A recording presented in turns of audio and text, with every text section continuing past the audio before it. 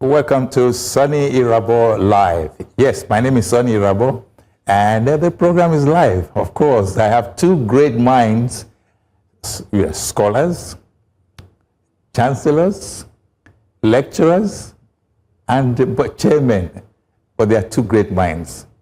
Dr. Richard Ikiebe, who is the chairman of the board of directors of Business Day newspapers, and is also a professor at the Pan-Atlantic University. And I have the vice chancellor of Augustine University in Ikiebe. Of course, when we say vice chancellor, we know he's the father of them all, the students and all of that. He's also a columnist, he's a reverend father, he's a scholar by every imagination. And today we're going to discuss issues that I believe we should really begin to think deeply about. First, of course, is the role of the new service chiefs. And the second one is there was pardon given to about 40 who were Sanda and 140 high-profile inmates, okay? And then, of course, the House of Reps or National Assembly approved the need to borrow another, $2.35 billion into Nigeria's coffers. How do you manage all of these? And of course, Emir Sanusi, reacted to that borrowing streak and felt if you remove the subsidy, then there was no point in borrowing again because you're supposed to save money from subsidies. So these great minds are going to discuss all of this tonight. We'll start with Professor Anthony Akinwale, who's the Vice Chancellor of the Augustine University and is also a Reverend Father. Father, that's what I'm used to calling you. You're welcome to the show. How are you? Can you hear me? Very much. Thank you. And then, of course, Dr.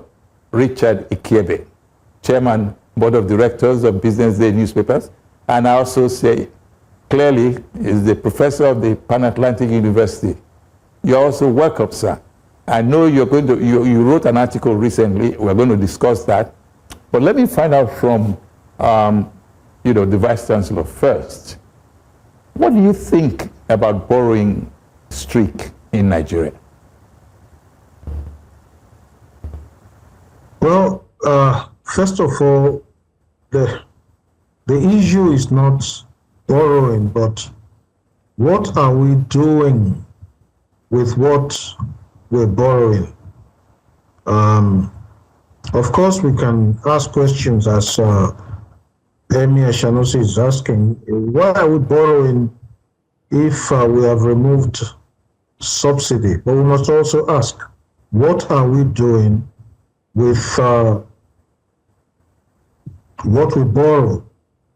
How has it translated into improvement of living conditions of Nigerians?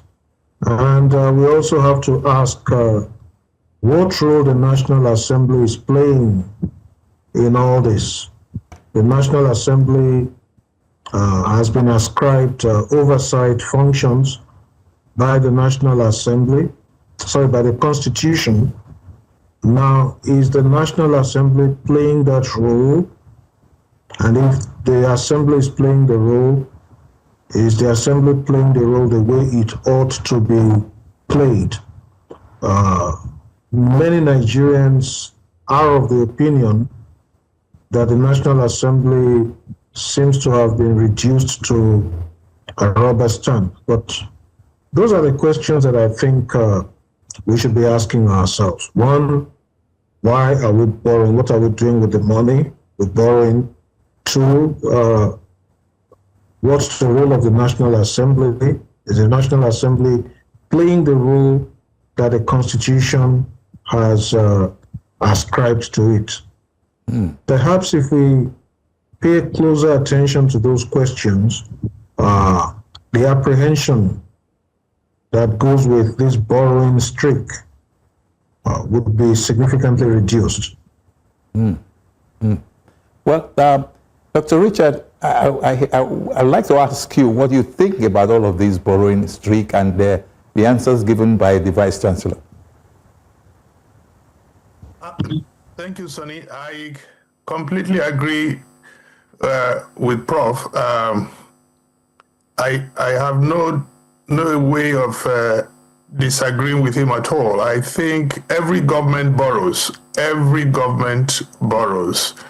But the question is, what do you do with the money, and how is it impacting the lives of the people in the country? How is it affecting the least of these, the people at the bottom of the rung? How are their lives being improved? So, as I said, I'm not an economist, but what I would like to see is the impact of the money that was borrowed. Every government borrows, and the government has not sufficiently told us what they are using the money for and how it is impacting the ordinary citizens in Nigeria. Yeah. We borrowed a lot of money since 2023, since this government took over. And it also means that, which was expected, I believe, that the ordinary man in the streets and inflation generally should be, friendly, people friendly, so that they'll be able to cope. But it appears that at the same time we're borrowing, at the same time things were being done for the sake of the people, the dollar to the naira is cascading into 1,500. That's quite a huge one. So I don't know how you look at how both of you will look at this as it relates to Nigeria's economy. It looks like we are going down the drain, looking at the global, assessment. Vice Chancellor, sir. Yes. I think the issue of accountability comes into this. We should ask ourselves, why is it that we have not had the positive transformation in the quality of life that ought to go with the amount of money we say we're borrowing or spending? Every now and then you will soon be hearing about the budget. Why is it that we hear these high-sounding figures, but we do not see much improvement? I think the living standard of Nigerians has taken a plunge over the past few years. And if you look at where we were in 1999, when this experiment in democracy began, and where we are today, 26 years later, we should be asking questions.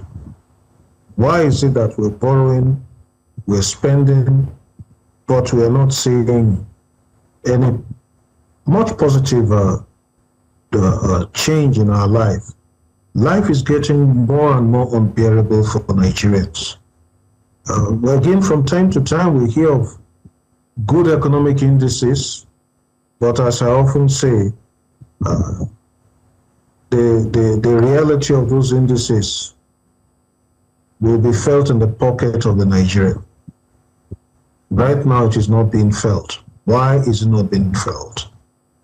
Those are questions we should ask our leaders. And maybe our leaders should be closer to us and not even wait for us to ask those questions, because accountability is one of the characteristics of democratic governance. We don't seem to have that. Government is too distant. You agree with that, Dr. Richard? Government is too distant. Take it from there. Yeah, I as I said earlier, these are actually questions that the Minister for Budget and the Minister for Planning and all those who are responsible for development initiatives in the government should be made to answer. It is our duty to hold them accountable, yes. And from where I stand, the questions, the borrowing,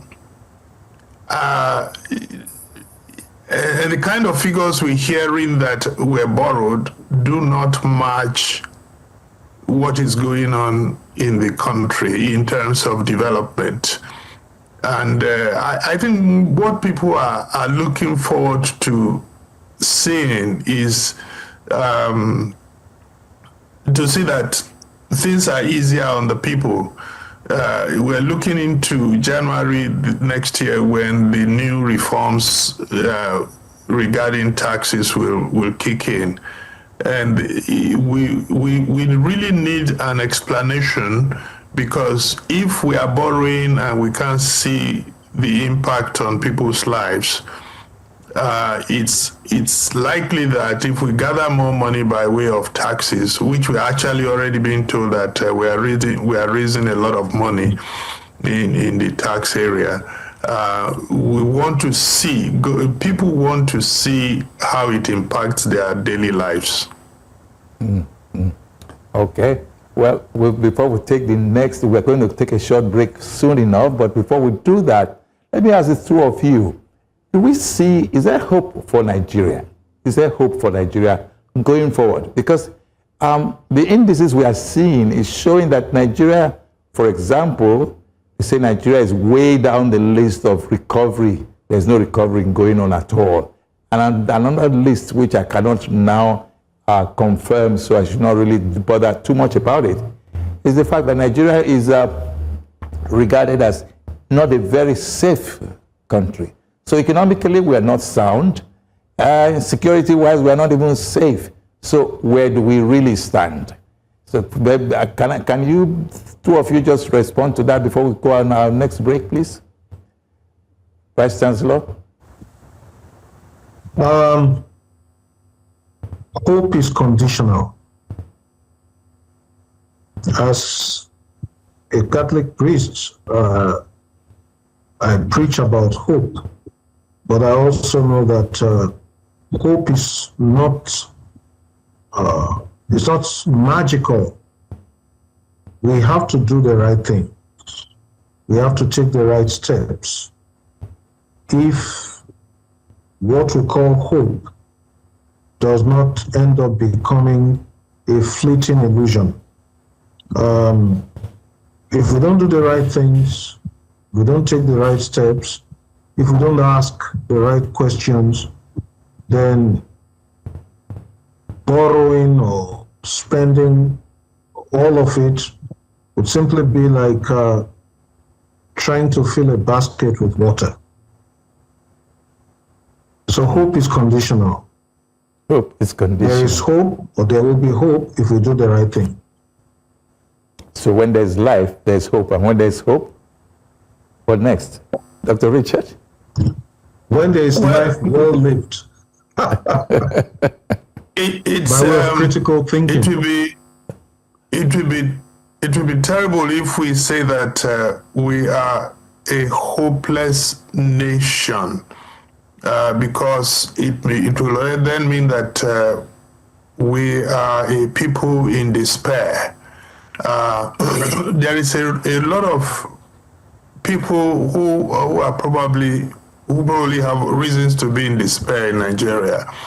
But as a nation, we cannot afford to even think of ourselves as hopeless, because then everything stops. All that we are asking government to do is to do the right thing, because if we do the right thing, I'm sure that the people will benefit. A government is supposed to provide enabling environment. You referred to the issue of security a moment ago. And if we can't guarantee basic safety of life, then we have a problem. But no matter how bad the situation is right now, we cannot afford to be hopeless, because then we will all throw up our hands up in the air and say, well, there's nothing we can do, that is all that there is to do. So yeah, we can't afford to be hopeless. Otherwise, we wouldn't be having this discussion. All we are saying is that we hope that the government can hear us, that people who are asking questions are not asking questions to bring down the government. They mean well, and if government can only be serious to face these questions, I'm sure we'll all have a better Nigeria. I'll just say that I don't envy those in leadership position, because things must be really tough for them. Anyway, we'll take a short break, and after that, we'll go into security and the new service chiefs.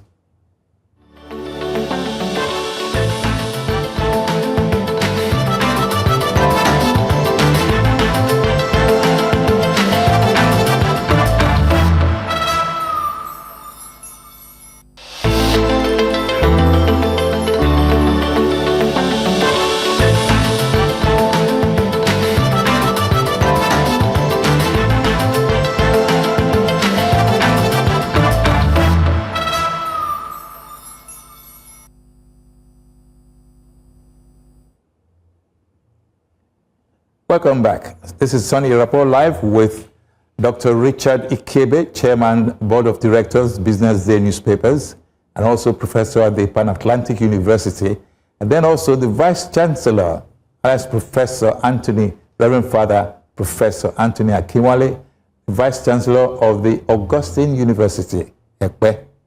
And we're discussing issues that really concerns Nigeria. Nigeria is a big country. 200 million plus people. Nigeria is a strong economy, so we believe. Nigeria is regarded to as the force of Africa. So what is happening within Nigeria? Now, there were some rumors that went around last week, a few days ago and all that, about coup. Well, so that resulted in the appointment of new service chiefs.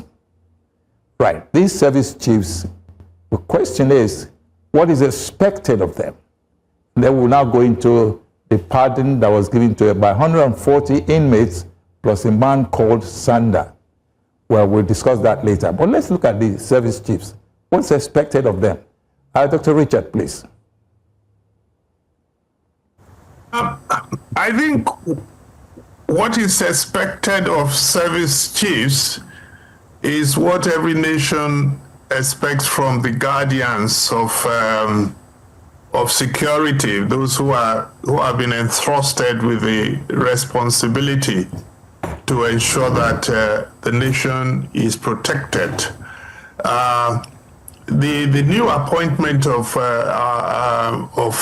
the recent service chief has been mixed, I mean, in terms of response or reactions by Nigerians. You might call it cautious optimism or measured skepticism. People are waiting to see what difference these new people will make, which is a way of passing judgment on the people who have been replaced. You can't speak too early for the people, for the new appointees. It's left to see what they can do. But as I've always said, security is a local problem. Security is a local problem. The insecurity in the Northeast and the insecurity in the Northwest and the insecurity in the North Central, they are all different. They have different manifestations. They have different characteristics. They have different profiles. They have different people who are driving them. The reasons for them are totally different. So approaching insecurity from a military point and attacking, and government must find a way to ensure that they develop local solutions to what is happening in the Northeast, what is happening in the Northwest, what is happening in the North Central, what is happening in the Southeast or South, totally different. So you can't demand that we have soldiers and boots everywhere and that way we will solve the problem. Sorry, you said sometimes sorry, if I may come in there. If I may come in there, you said it's totally different. Can you hear me? From service chiefs. Did you say? Yes, you said the three areas you mentioned, they are all totally different from one another. Yes. What are the peculiarities of these different places? Yes. Now, in the Northeast, you have Boko Haram and ISWAP fomenting trouble there. They have their own ideologies. They know why, they came out clearly to say why they are attacking the Nigerian state, why they are attacking Christian establishments, and so on and so forth. So that's in the Northeast. So for you to deal with that, you have to have a different approach. In the North Central, you have the jihadists who have, again, they have their own ideology. They are attacking Christian villages, Christian communities.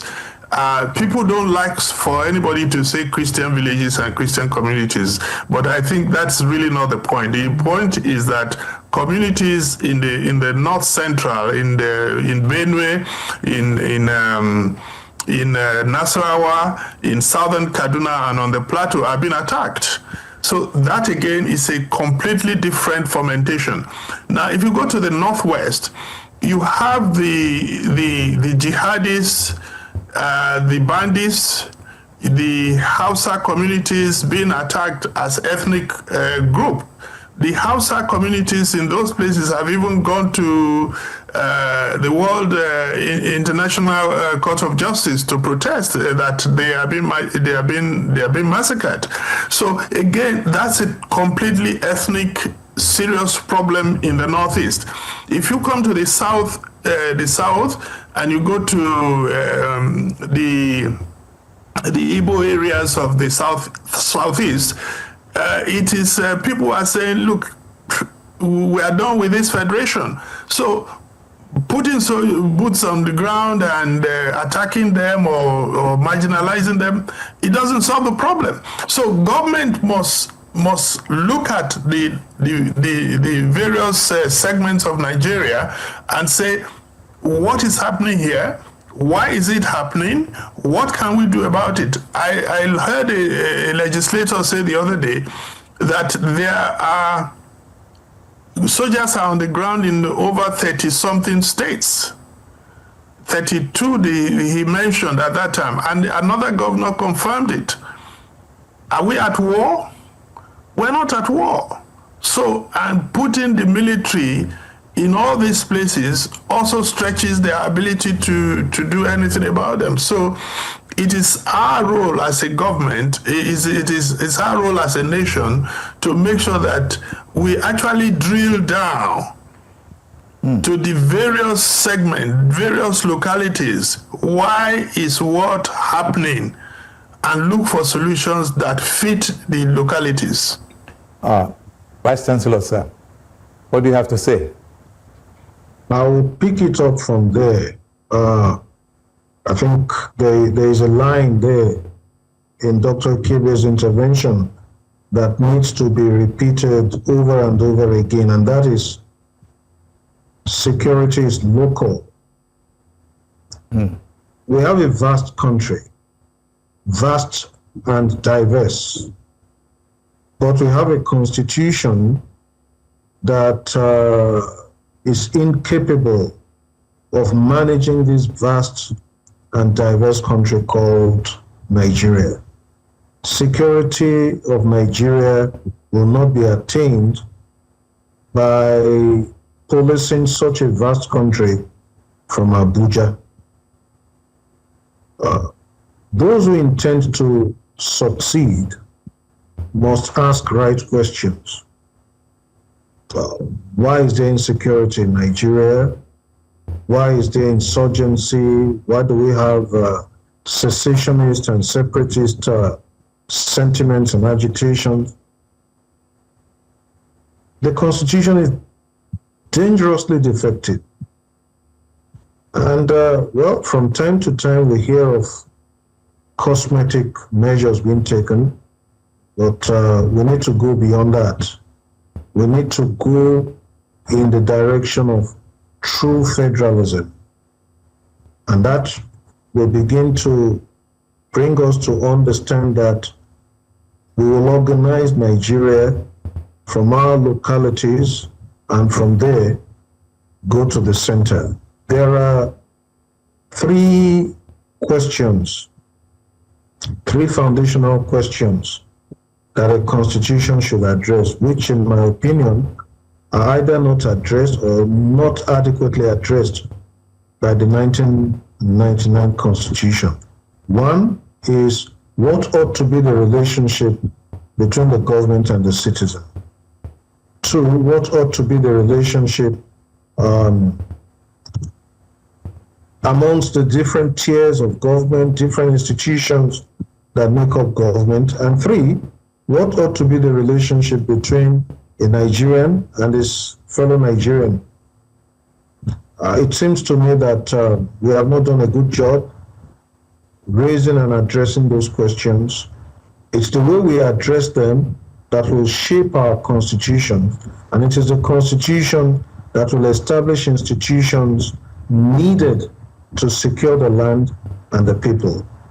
For as long as we leave these questions unanswered, unaddressed, we may change our service chiefs for as many times as we want, but we'll keep getting the same answer. I've lost count of how many times we have had to change service chiefs in this country today. When we were in primary school, secondary school, they could ask us who was the chief of army staff, and we knew the answer. Who was the chief of naval staff and all that. Today, the names change at dizzying speed. And I think, well, it's the prerogative of the president as commander-in-chief to appoint service chiefs, but we need to begin to ask ourselves, why is it that things are not working in this country? Why is it that this country is afflicted with insecurity?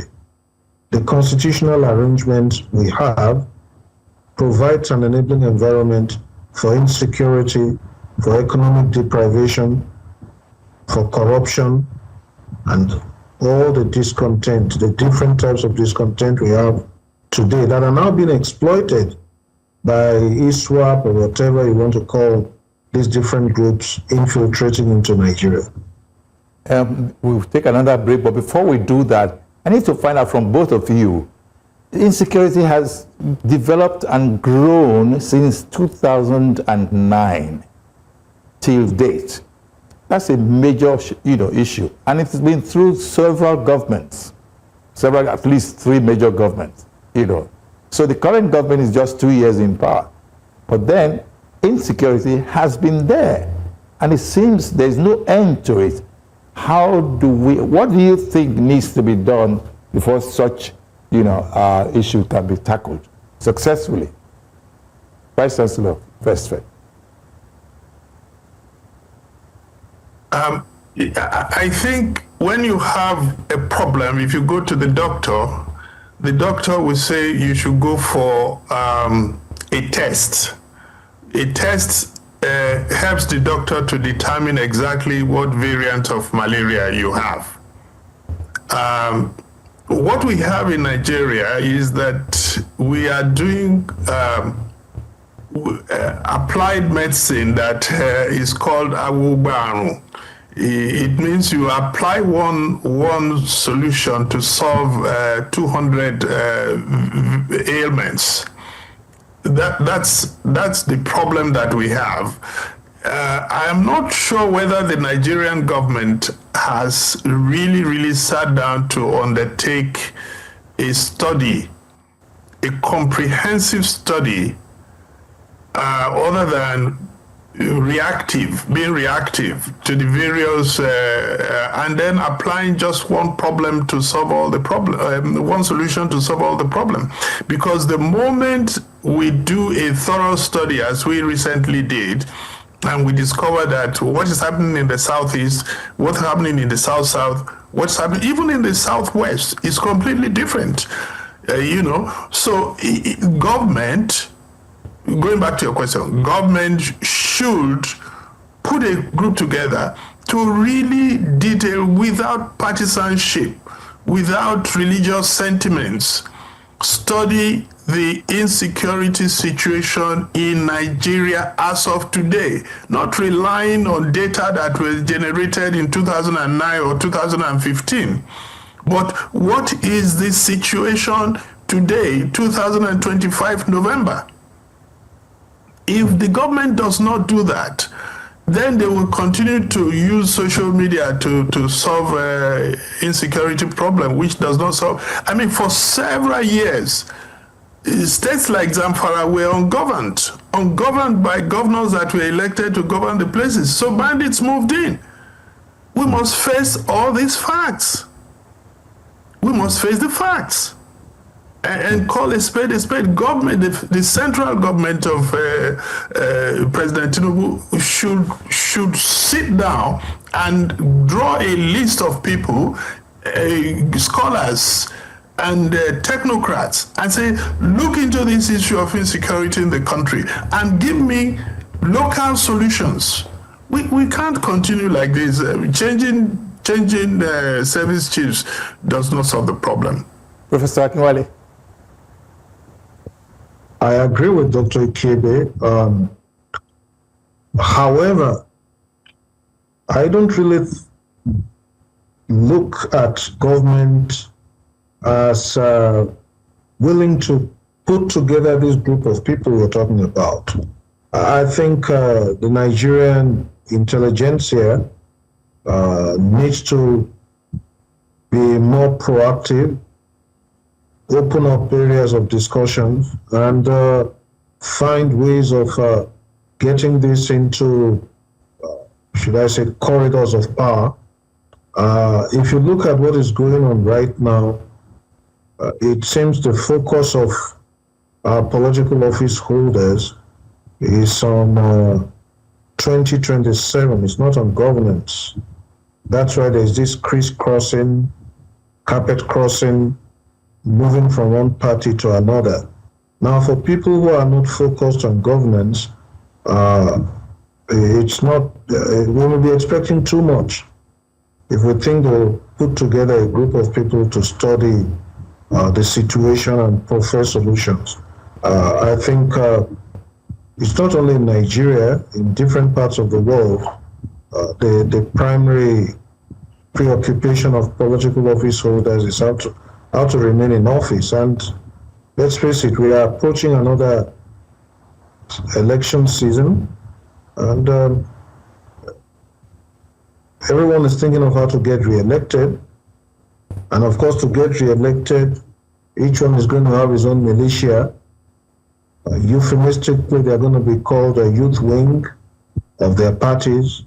And from these militias too, we are going to find all sorts of security problems that will come up in the immediate post-electoral season. It seems our problems are self-inflicted at the end of the day. And yes, we may say government should do this, government should do that, but government is not going to do it because the focus of the political office holder is really on how to get elected. But let us take the initiative. The kind of discussion we're having this evening is part of that taking of initiative. We hope the ideas we express, we exchange this evening will find a way out there into reshaping our country. Okay.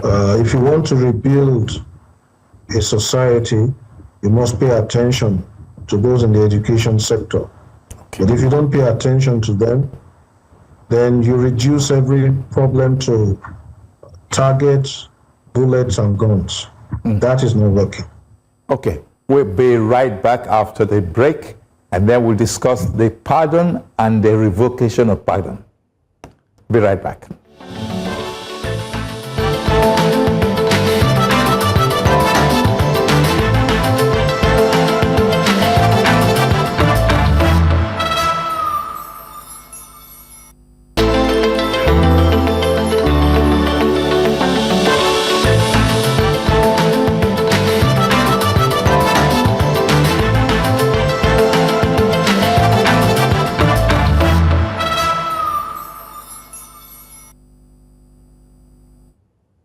Welcome back. Well, first there was a pardon, then suddenly a revocation of the same pardon. What's going on? Gentlemen, so the question is, what necessitated the pardon of Sanda and 140 inmates, prison inmates?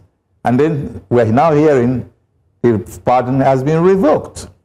So who would like to take that first? Let me ask the Vice Chancellor first.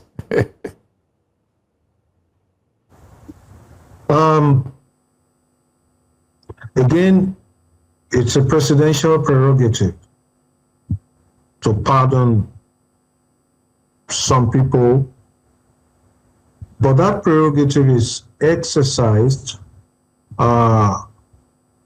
sequel to advice from the National Council of States and the Attorney General of the Federation.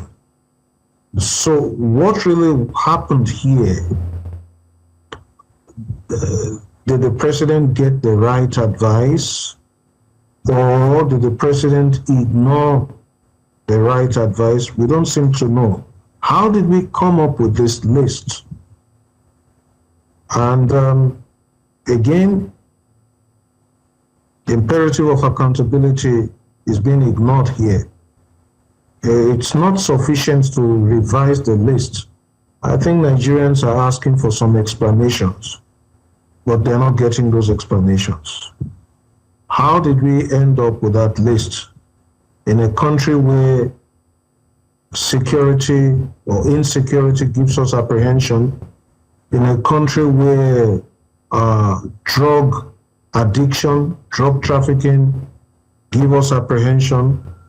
Such a list should not have been drawn up. Now it has been revised, or should I say withdrawn. Nonetheless, there is need to ask some questions here.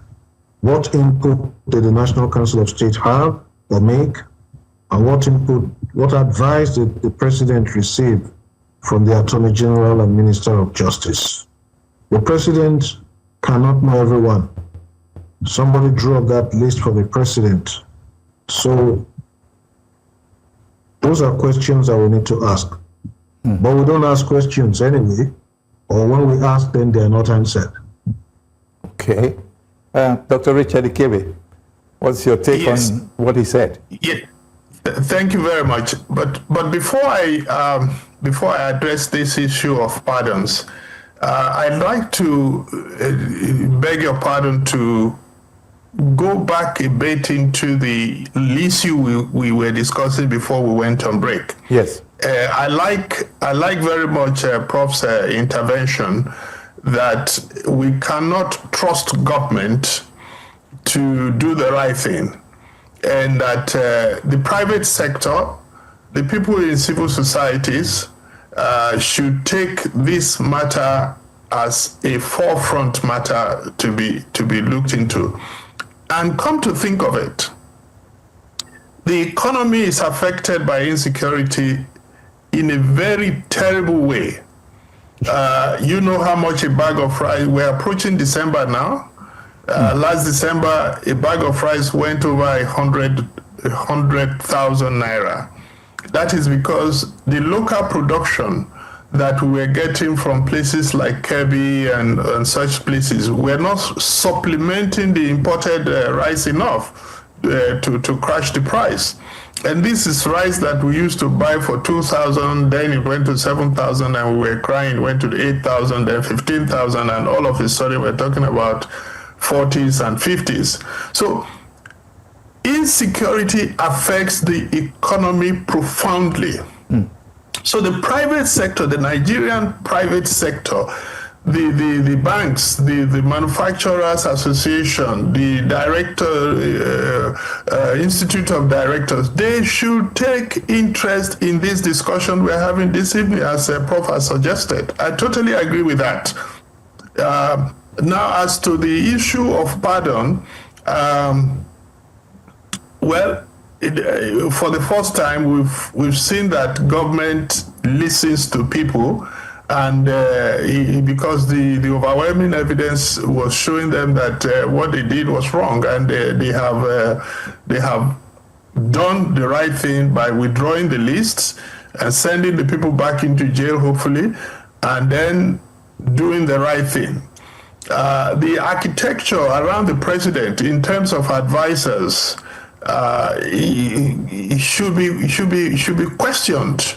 You know, who are advising him? What do they tell him? And are there people who are benefiting from the kind of list they put in front of him? How many people have been questioned? How many people have been sent away as a result of this, or asked to resign? You know, we need to know these things. Just simply reversing the list and saying no, we are not doing again, as we say in Nigeria, it doesn't solve the problem. Okay. I think government needs to come out in a much more transparent way to say, we're sorry, we made the mistake. These were the people who were responsible for it, and we've shown them the way out. We expect that the next list will be better. And I think also that the Bar Association, the bench of bank, the lawyers should be involved in this. The NBA and all the other people who are interested in law enforcement and the management of justice should be co-opted. Not just giving pardons to the highest bidder, as we seem to see these days. I'm being told that time is up, but I need to ask one tiny question that should demand maybe 20 seconds response from both of you, which is, law enforcement agencies, are they being overstretched? I'm talking of military, police, and all of the others, EFCC and co. Are they being overstretched? Yes or no? Vice Chancellor. For me, the answer is yes. Okay. Overstretched, underfunded, under-equipped. Wow. Dr. Richard. Underpaid, under-remunerated. Welfare-wise, they are probably the most... The demand on the law enforcement is probably over and above what is demanded of an average civil servant, and yet they are the least remunerated. The constable, I'm told, is paid about 45,000 naira at this day and age. Yes. 45,000 naira. My producer is screaming down on my neck, so let me just end it here. I think we have to put it back one way or the other. You know, thank you so much. God bless you. Professor Anthony Akinwale, Reverend Father, thank you. Thank you very Dr. much Richard for inviting Ikiebe, us. Judgment, Board of Directors, Business Day. Thank you very much. God bless you. Thank you. And for Soni Irabor Live, I will always tell you, there's no end to the conversation, because we need answers. That's the truth. Thank you. Good night.